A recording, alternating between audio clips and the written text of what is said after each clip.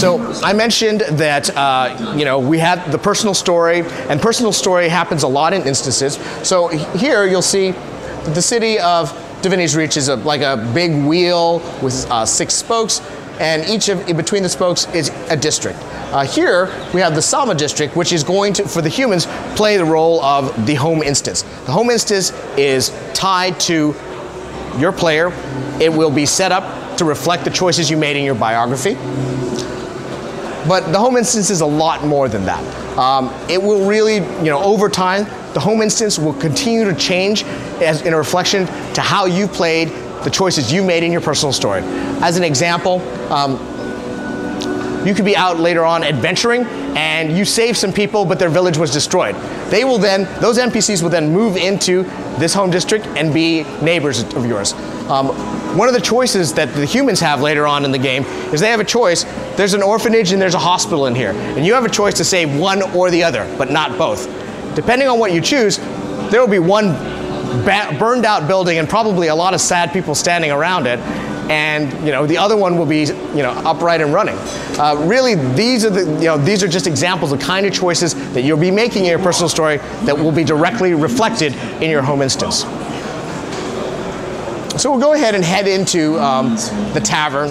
Where my friend Petra and her father are running the joint. Now, if I went ahead and continued with the storyline, I would end up in a bar fight with some of the NPCs here, and it would push me further down my personal story. Now, if I had chosen nobility when I was in the biography, my friend Lord Farron would actually be throwing a banquet in my honor. And if I had chosen I was from the streets, I would be meeting up with my old childhood friend Quinn, who's in a little trouble with a street gang that we were both members of at one point. So at this point, for the purposes of time, we're going to go ahead and move over to the higher level content for this demo. We'll be playing a Char, which, as I mentioned, is a ferocious martial, feline race that we have in Guild Wars 2. And we'll be going into a level 40+ area called Blazeridge Steppes. Blazeridge Steppes is, for those of you who remember Guild Wars, is very much in the old geography of Ascalon, but the Char pretty much are the dominant race in Ascalon right now, and an elder dragon has flown across the Blazeridge Steppes area, corrupted many parts of it, and as a result, branded dragon minions are now moving up and down and out of control.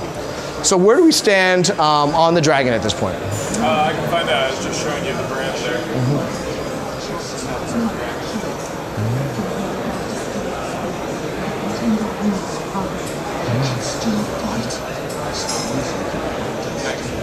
We can call them anytime. Well, why don't we can we just port over there? Yeah, you don't want to go look at other stuff? Yeah, let's just go port and find out the status there.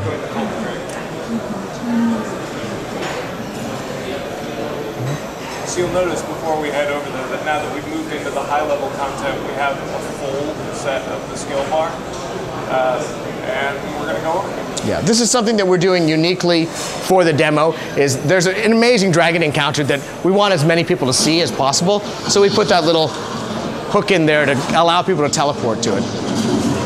So here, let me turn the volume down on this a little bit. It's going to get a little crazy soon. So we can talk about weapon swapping right now. I mentioned that we wanted to keep the UI as clean as possible, but we did want it to keep diversity in the things that you could do.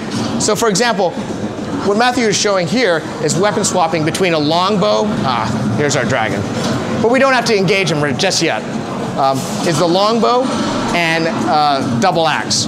Go ahead and switch back to double axe. Double axe is a very high DPS combination. And everything from like axe strokes to the ever popular whirling axe, which basically sends him spinning around, causing all sorts of damage. And you know what? The first time I saw that, I said, that is a fun skill. If it didn't have, if it didn't have a cooldown on it, I would use it all the time. But that would be a little overpowered. So go ahead and switch over to bow and show off some of the cool attacks you can have just with the bow. So one of the things that we did is with the warriors, we wanted to give them more to do than just be the guy who holds the sword. So they're allowed to use weapons that you would normally think of would be for other professions, but they're tailored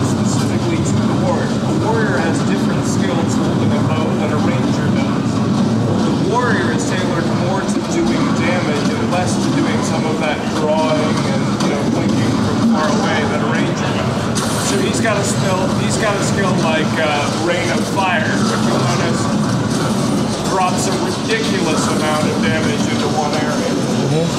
We want to make sure that the warrior feels like a warrior, while at the same time being versatile enough to use multiple weapon sets depending on the situation.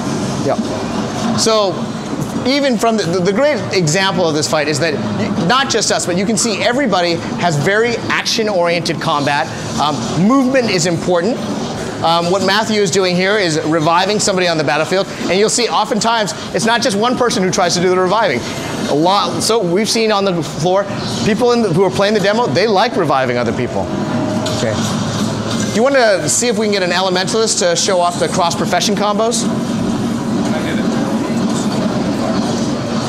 There we go.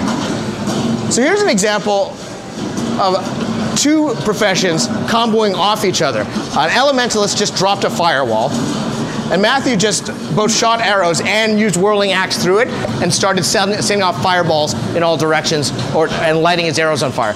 This is an example of kind of ad hoc tactics that people in our, people in Guild Wars 2 can do, where you don't have to be partied together. You can just be, using your individual skills, and if you're paying attention to what's going on in the battlefield, you can actually have some great combat moments.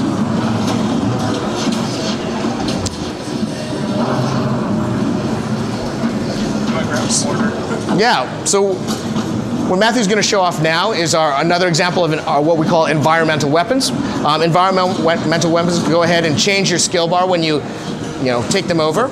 And here he's got a mortar that's basically bombing these minions in the mid-level here.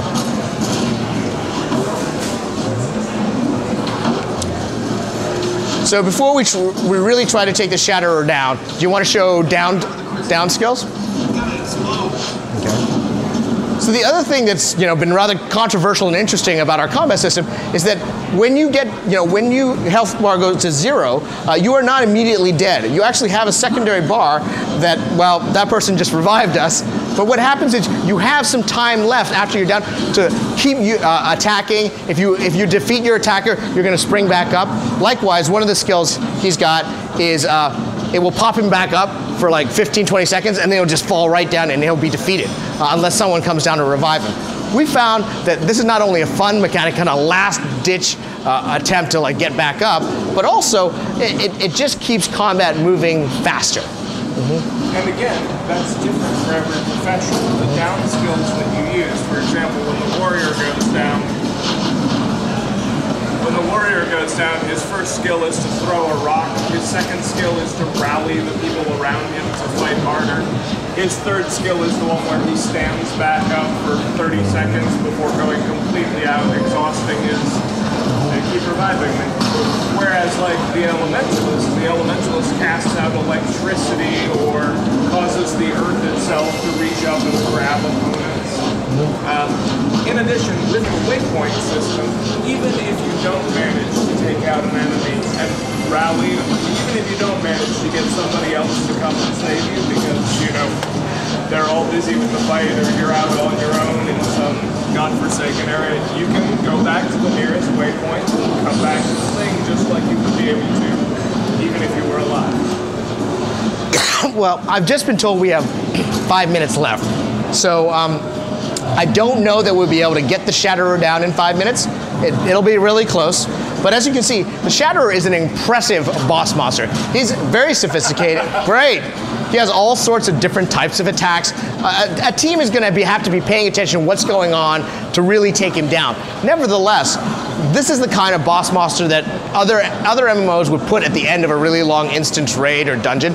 And what we wanted to do is take encounters like him and bring him up to the world so that more people can experience it.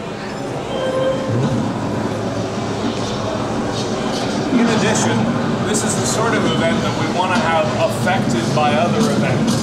So you notice that there are those cannons that are up at the top. There are 4 of them. 2 of them don't function all the time. In order to make sure that they have function, there's an event chain that leads up to this. So you'll need to make sure that you escort the people to a certain area. You'll need to make sure that you hold down the area and keep it clear while they repair the cannons. Otherwise, this fight is going to be a lot harder because those cannons do a lot of damage against the dragon. So we want to make sure that even during a boss fight, it's because of the way people have interacted with the world that determines how that boss fight will go.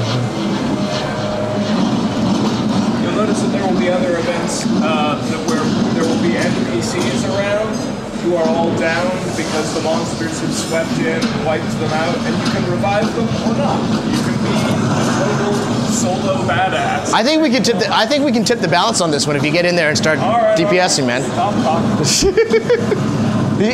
We're really close. Here, I'll pull it up.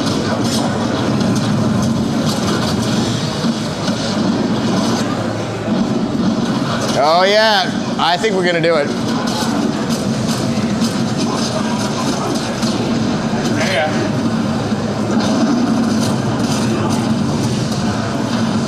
There we go. And now we'll find out why he's called the Shatterer. There we go. Event succeeded. And of course, giant dragon chest. There you go. The giant dragon, you know, because it's all about the loot. And because we participate in it, everyone who participated in the event will get an opportunity to interact with the dragon chest. So, pretty much, I guess that's our demo with the time we have.